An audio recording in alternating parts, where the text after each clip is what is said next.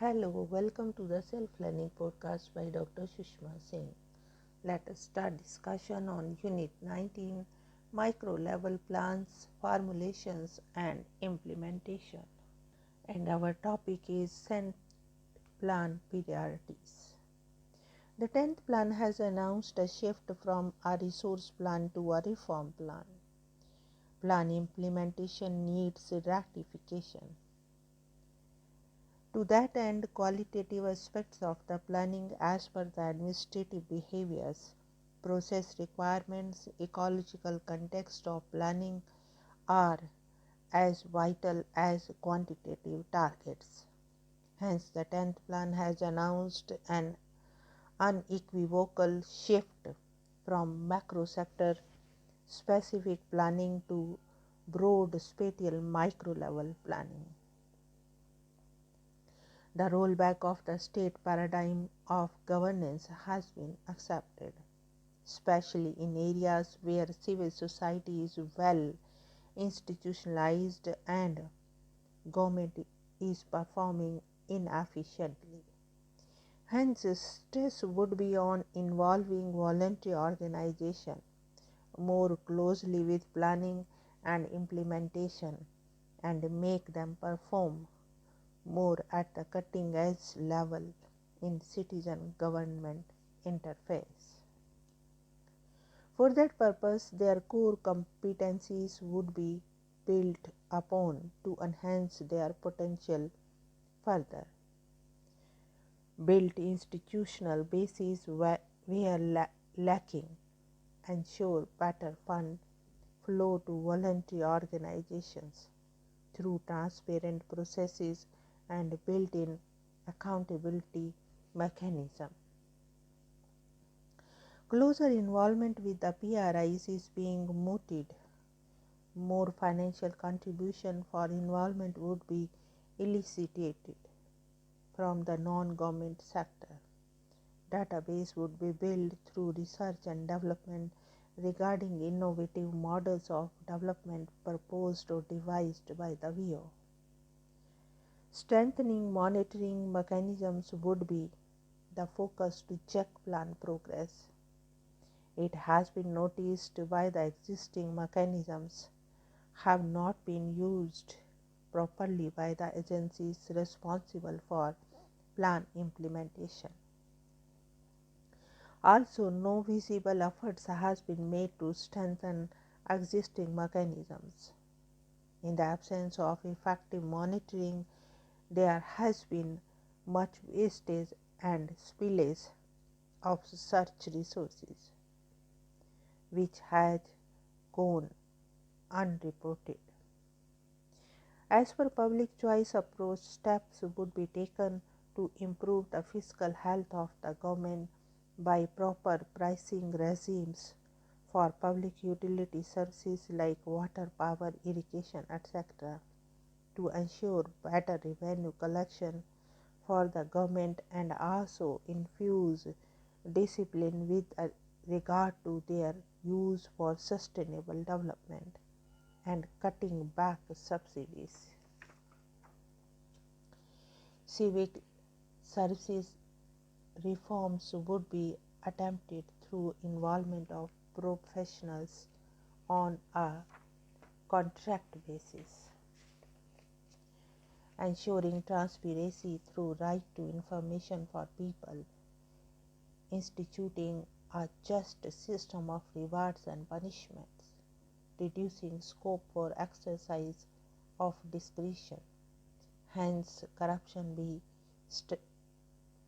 strengthening accountability mechanism, balancing authority with responsibility at each tier, right sizing government through control of underemployment, elimination of unnecessary procedural controls and regulation that stifle entrepreneurial energy, breed corruption and affect the common man. This would involve rationalizing rules, proper documentation and notification, enforcing accountability of each official, fixing time frame for each decision, and providing for legal and administrative recourse in case of malafide. Project or program design should be attempted in a more professional manner, with implementation responsibilities clearly divided and monitoring as per benchmarks. Re-engineering of processes and rules would be attempted through e-governance to provide smart, simple, moral, accountable, responsive and transparent, user-friendly administration. Rationalization of centrally sponsored schemes and central sector schemes would be carried out through mergers where many schemes are found to serve similar purposes. Introduction of new schemes strictly as per need. Rationalization through the cafeteria approach, whereby states choose required schemes from a mostly mixed offers.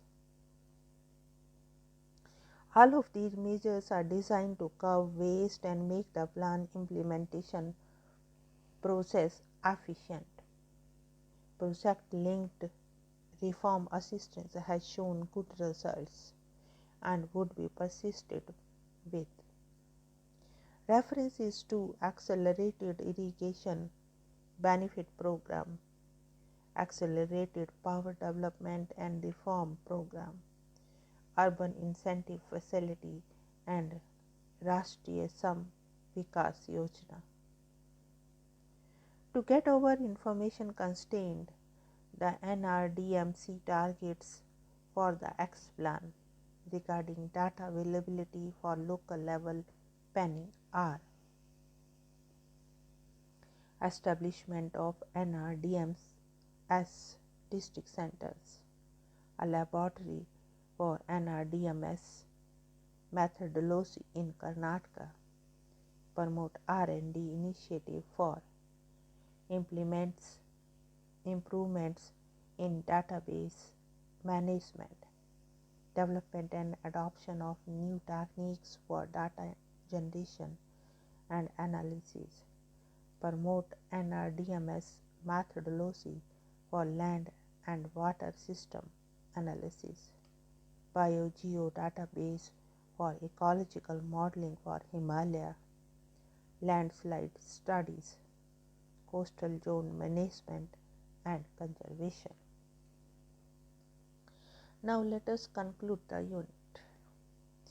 Hence the idea of decentralized planning has been mooted, where is area specific and resource based instead of a macro resource development exercise, since expected betterment of quality of life through spin-off effect of state development plan schemes did not translate into practice. Focus is now on the improving processes of plan implementation and monitoring of plan progress for meeting present targets. The civil society would participate more actively in plan formulation and implementation. Vigorous efforts would be made to evoke people's participation in required measures.